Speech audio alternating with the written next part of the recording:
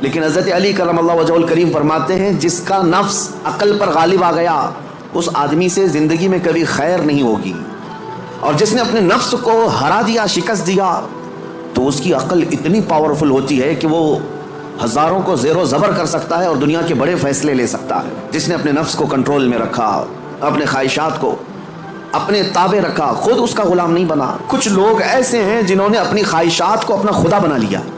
معبود، الہ کا مطلب ہے معبود، جس کی عبادت کی جائے اس کو کیا کہتے ہیں؟ معبود۔ اور قرآن کہتا ہے کچھ لوگ ایسے ہیں جنہوں نے اپنے نفس کو، اپنی خواہشات کو اپنا معبود بنا لیا۔ یہ قرآن کی آیت ہے، 2 جگہ آئی ہے۔ اب اتنا بڑا لفظ نفس کے لیے اللہ فرما رہا ہے کہ کئی لوگوں نے اس کو بت بنا لیا، اپنا معبود بنا لیا۔ کیوں؟ السلام علیکم پیارے دوستو، بزرگوں، ہماری ماں بہنوں، امید کرتا ہوں انشاءاللہ آپ سب خیریت سے ہوں گے۔ اللہ آپ سب کو ہمیشہ خوش رکھے۔ میں آپ کا بھائی محمد عفران آج مفتی سلمان نجوی صاحب کا ایک اہم ویڈیو لے کر حاضر آیا ہوں۔ اس ویڈیو کا دکھانے کا بس ایک ہی مقصد ہے، ہم سب اپنے نفس کو کیسے کنٹرول کریں۔ آج اس ویڈیو میں سنیں گے مفتی سلمان نجوی صاحب کی زبانی۔ تو آپ سے گزارش ہے دوستو اس ویڈیو کو اینڈ تک دیکھیں اور مکمل جانکاری لے کر جائیں۔ تو اب آپ سب کا ٹائم نہ لیتے ہوئے اس ویڈیو کو شروع کرتے ہیں دوستو۔ ایک ایسا سما ہوتا ہے جس میں ہزاروں لوگ اپنے گزشتہ زندگیوں کی خرابیوں سے توبہ ضرور کر لیتے ہیں۔ قرآن کی ایک آیت میں نے پڑھی، اللہ فرماتا ہے وَأَمَّا مَنْ خَافَ مَقَامَ رَبِّهِ وَنَهَى النَّفْسَ عَنِ الْهَوَىٰ، اور وہ شخص جو اپنے رب کے حضور کھڑے ہونے سے خوف کیا، ڈر گیا، وَنَهَى النَّفْسَ عَنِ الْهَوَىٰ، اور خواہشات نفسانی کے خلاف کیا، نفس کچھ اور چاہ رہا تھا، تم اس کی طرف نہ جا کر اللہ کے حضور کھڑے ہونے کا تمہارے دل میں احساس پیدا ہوا، خوف آ گیا۔ اس کا اجر جانتے ہو کیا ہے؟ قرآن کہتا ہے فَإِنَّ الْجَنَّةَ هِيَ الْمَأْوَىٰ، تو ایسے آدمی کا ٹھکانہ تو جنت ہی ہے، اس کا ٹھکانہ سیدھے جنت ہے۔ خواہشات نفسانیہ یہ ہر ایک کو دی گئی ہیں، یہ انسان کے ساتھ ساتھ چل رہی ہیں، اسی سے جنگ ہماری پوری کنٹینیو موت تک چلتی رہتی ہے۔ دنیا میں دوست بھی بنتے ہیں، دشمن بھی بنتے ہیں، دوست چھوٹ سکتے ہیں اور دشمن ختم بھی ہو سکتے ہیں، لیکن تمہارا نفس تمہاری موت تک ساتھ رہتا ہے، ہر گھڑی ساتھ رہتا ہے۔ وہ نفس ہمارے ساتھ ہے جس نے شیطان کو بھی گمراہ کیا۔ آپ سوچ سکتے ہیں ہر برے کام میں ہم یہ کہتے ہیں کہ شیطان نے بہکا دیا، شیطان نے بہکا دیا، یہی کہتے ہیں نماز نہیں پڑھے شیطان ورغلایا، بہکایا، صبح نماز میں نہیں آئے شیطان سلا دیا۔ مجھے یہ بتاؤ آدم علیہ السلام کو سجدہ کرنے سے جو شیطان نے انکار کیا اس کو کس نے منع کیا؟ ساری دنیا کو شیطان بہکاتا ہے تو شیطان کو کون بہکایا؟ تو محدثین فرماتے ہیں یہ نفس امارہ ہے جو ہر ایک کے ساتھ ہے، یہ شیطان کو بھی ہرا سکتا ہے، وہ شیطان کو بھی شکست دیتا ہے، وہ سب کے ساتھ ہے، وہ سب کے ساتھ ہے۔ اس نفس کو، اس خواہشات کو اگر کوئی چیز دنیا میں کنٹرول کر سکتی ہے تو صرف ذکر اللہ ہے، اللہ کا ذکر اسے قابو میں رکھ سکتا ہے۔ باقی اس قدر خطرناک ہے خواہشات نفسانیہ کہ بعض لوگ یہ سمجھتے ہیں کہ جوانی ختم ہونے کے بعد بڑھاپے میں کوئی خواہش نہیں ہوتی، بلکہ بہت سارے بوڑھوں کو زنا کرتے ہوئے دیکھا گیا۔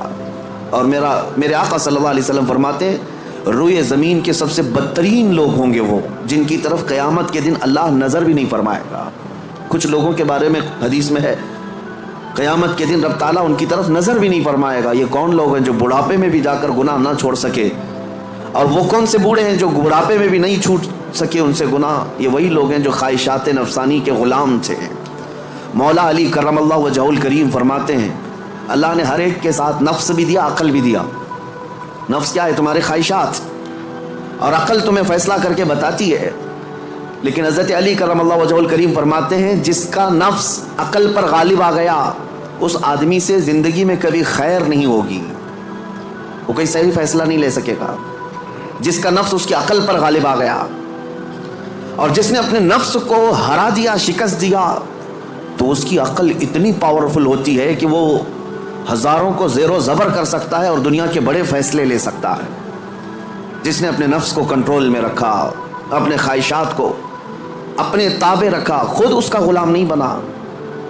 میرے عزیزو قرآن کی ایک آیت میں آپ کو بتاتا ہوں، کتنا بڑا لفظ اللہ تعالیٰ نے قرآن میں فرمایا، توجہ کتنا بڑا لفظ ہے یہ، ارأیت من اتخذ الہہ ہوا، اے محبوب کیا آپ نے نہیں دیکھا کچھ لوگ ایسے ہیں جنہوں نے اپنی خواہشات کو اپنا خدا بنا لیا. معبود، الہ کا مطلب ہے معبود، جس کی عبادت کی جائے اس کو کیا کہتے ہیں؟ معبود. اور قرآن کہتا ہے کچھ لوگ ایسے ہیں جنہوں نے اپنے نفس کو، اپنی خواہشات کو اپنا معبود بنا لیا. یہ قرآن کی آیت ہے، 2 جگہ آئی ہے. اب اتنا بڑا لفظ نفس کے لیے اللہ فرما رہا ہے کہ کئی لوگوں نے اس کو بت بنا لیا، اپنا معبود بنا لیا. کیوں؟ اس لیے کہ یہ وہی کرتے ہیں جو ان کا نفس چاہتا ہے. تو گویا کہ اس کی عبادت کر رہے ہیں، خواہشات کی پیروی کر رہے ہیں. نفس صبح اٹھا، گناہ کی طرف کھینچا، آپ چل پڑے، گویا کہ اس کی عبادت میں لگے ہوئے ہیں. کبھی تو اسے شکست دو، کبھی تو اسے ہراؤ. رات کے وقت گناہوں کے اڈوں پر جانے کی جیسی خواہش ہوتی ہے، کیا اپنے آپ کو مارتے ہو؟ میں تمہیں بتاؤں، خواہشات تو بہت دور کی بات ہے، گناہوں کی خواہشات بہت دور کی بات ہے. سیدنا ابو بکر شبلی رحمۃ اللہ تعالیٰ علیہ سلسلہ قادریہ کے بڑے مشہور بزرگ ہیں، جن کے نام سے ہم شجرے میں پڑھتے ہیں بہر شبلی شیر حق دنیا کے کتوں سے بچا. وہ حضرت ابو بکر شبلی جب رات کے وقت عبادت کے لیے آتے تھے تو اپنی آنکھوں میں نمک کا سرما لگاتے تھے. کیوں؟ صرف اس لیے کہ نیند اگر آئی تو گویا کہ میں اپنی خواہش کا غلام ہو گیا، اپنے رب کا نہیں. عبادت اس کی ہو رہی ہے اور میں خواہش کے پیچھے چل رہا ہوں. حالانکہ نیند جو ہے یہ فطری چیز ہے، کسی کو کہیں پہ بھی آ جاتی ہے. اولیاء کاملین تو اس سے بھی اپنے آپ کو بچاتے تھے کہ وہ آنکھوں میں نمک پھیر لیتے تھے جس سے آنکھوں میں خون نکل آتا تھا. لوگ کہتے بھی تھے تو کہتے کہ اگر اللہ کی عبادت کے دوران اونگ آتی ہے، جھپکی آتی ہے، تو ان آنکھوں کی سزا یہی ہے کہ انہیں نمک لگا دیا جائے. اور حضرت شاہ مینا رحمۃ اللہ علیہ لکھنؤ میں آرام فرما ہے.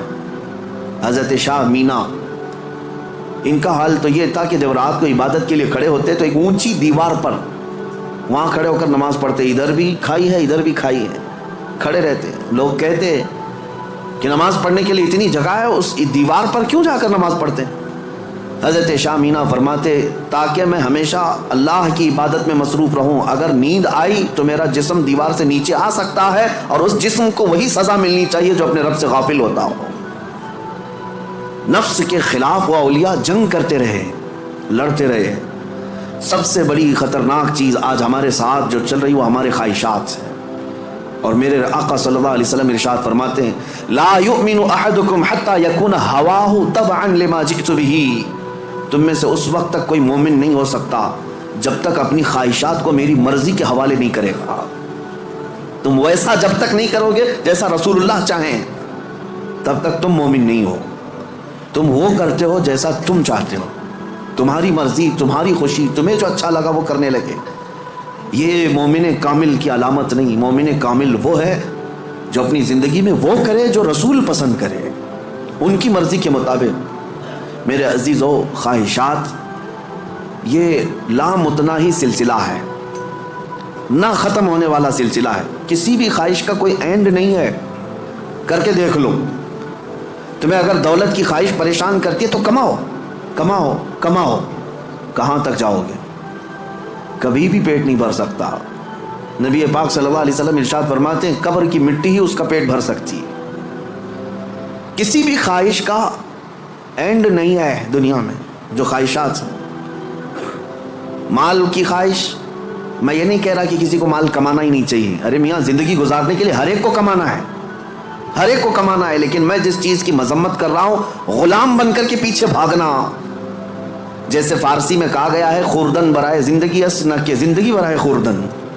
کھانا جو ہے تمہاری زندگی کے لیے ہے، پوری زندگی کھانے کے لیے نہیں ہے. فرق دونوں میں سمجھ رہے آپ؟ مال تمہاری زندگی گزارنے کے لیے ضروری ہے لیکن پوری زندگی مال کے لیے نہیں ہے. لیکن خواہشات کبھی ختم نہیں ہوتی. شہوت کی خواہشات، نفس جیسے جنسی عمل کے ذریعے سے اپنے جسم کو سکون پہنچانے کی کوشش کرتا ہے، وہ خواہشات بھی کبھی ختم نہیں ہوتی، کبھی ختم نہیں ہوتی. اگر اس نے اپنے اس گھوڑے کو، نفس کے گھوڑے کو آزاد چھوڑ دیا تو کہیں پر بھی اس کی خواہشات جا کر رکتی نہیں. نہ وہ ایک عورت پر صبر کر سکتا ہے، نہ 10 عورتوں پر، نہ 100 عورتوں پر. اگر اس نے اپنے خواہشات کے اس گھوڑے کی لگام نہیں پکڑی تو کہیں اینڈ نہیں ہے اس کا. کہیں اینڈ نہیں ہے. مرنے کے وقت بھی یہ خواہشات اسے گناہ کی طرف لے جا سکتی ہیں. یہ شرمگاہ کی خواہشات اور زبان کی جو خواہشات ہیں، چٹکارا جس کو کہتے ہیں، لذت، اس کا بھی کوئی اینڈ نہیں. میں نے ایک ایسے صاحب کو بھی دیکھا، ان کے بیٹے میرے ساتھی تھے. وہ تو مذاق میں کہتے تھے کہ ان کے باپ آئی سی یو میں تھے. جس دن ان کا انتقال ہونا تھا اس دن بھی وہ بریانی منگوا رہے تھے آئی سی یو میں. تو یہ تو ایک نارمل سی بات تھی، ہنس کر کے وہ کہہ رہے تھے، لیکن وجہ یہ تھی کہ وہ ایڈکٹ تھے بریانی کے، کھانے کے، گوشت کے. تو ایک لمٹ ہوتی ہے کسی آدمی کی، لیکن اگر اس نے خواہشات کو آزاد چھوڑا تو وہ کہیں پر بھی جا کر نہیں رک سکتا. نہ آئی سی یو، نہ آپریشن، نہ کوئی چیز، اسے کوئی چیز نہیں روک سکتی سوائے موت کے. موت آنے تک وہ اپنی خواہشات میں ڈوبا رہے گا، ڈوبا رہے گا. خواہشات ایک سمندر ہے، وہ ختم نہیں ہوتا کبھی. اسی لیے میرے عزیزوں، جتنا کم ہو سکے سمیٹ لو اپنے آپ کو. دنیا تمہیں ہاتھ پاؤں مارنے سے کتنی مل سکتی ہے مجھے بتاؤ.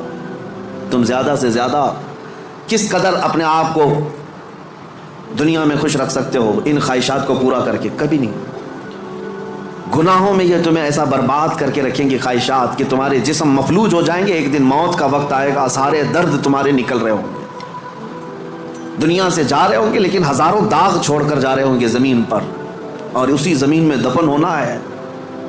اس لیے اللہ نے قرآن میں فرمایا اپنے رسول سے، اے محبوب کیا آپ نے نہیں دیکھا کچھ لوگ وہ ہیں جو اپنے خواہشات کو اپنا معبود بنا لیا ہے، اپنا خدا بنا لیا ہے، اس کی پیروی کرتے ہیں. اب کرنا کیا چاہیے؟ ان خواہشات کا قتل جتنا ہو سکے اس کے خلاف جانا ہوگا. ظاہر سی بات ہے یہ رات کے وقت ذکر کی طبیعت کس کی چاہتی ہے؟ وہ لوگ جن پر اللہ فضل فرمائے، ورنہ اکثر کا جسم آرام چاہتا ہے، دنیا کی طرف جسم کھینچتا ہے. لیکن تم نے اس کو ٹھکرایا اور اللہ کے ذکر کو اپنایا. یہ آپ نے اپنے خواہشات کے خلاف کیا ہے. اس کے اجر میں کیا ہے؟ سیدھے قرآن کہتا ہے جنت اس کا ٹھکانہ ہے، جنت اس کا ٹھکانہ ہے. حضور پاک صلی اللہ تعالیٰ علیہ وسلم فرماتے ہیں، جانتے ہو اپنے صحابہ سے، اللہ کو سب سے زیادہ پسندیدہ چیزیں کیا ہیں؟ اللہ سب سے زیادہ کیا چیز پسند کرتا ہے بندوں میں؟ اس میں حدیث پاک میں ہے، ننگوں کو کپڑا پہنانا، بھوکوں کو کھانا کھلانا، یہ اللہ کو بہت پسند ہے. لیکن ایک اور چیز ہے، رب تعالیٰ فرماتا ہے جب دنیا سو رہی ہو اور تم کھڑے ہو جاؤ اللہ کی بارگاہ میں. یہ اس کو اتنا پسند ہے رب تبارک و تعالیٰ کو، سارے عمل میں، ساری اداؤں میں اسے پسند ہے. کیوں؟ خالص بندہ رب کے لیے کھڑا ہوا ہے، ساری خواہشات کو چھوڑ کر کے، خواہشات کو چھوڑ کر. اب آؤ، جن لوگوں نے خواہشات کی پیروی کی ان کی ایک چھوٹی چند مثالیں میں آپ کے سامنے رکھتا ہوں. ایسی ہلاکت کہ سب کچھ ختم ہو جاتا ہے. میرے عزیزو، سلطان الاولیاء سیدنا غوث اعظم جیلانی بغدادی رضی اللہ تعالیٰ عنہ ارشاد فرماتے ہیں، جس شخص کو اپنی خواہشات پر قابو نہیں، اس کا نفس اسے کفر تک لے جا سکتا ہے، اس کا نفس اسے شرک تک لے جا سکتا ہے اور اسے کافر بنا کر دنیا سے لے جائے گا. ایسے حالات بھی ہم نے دیکھے. خواہشات نے انسان کو کافر بھی بنا دیا. کبھی مال کی خواہش، کبھی عورت کی خواہش، کبھی کسی اور چیز کی خواہش.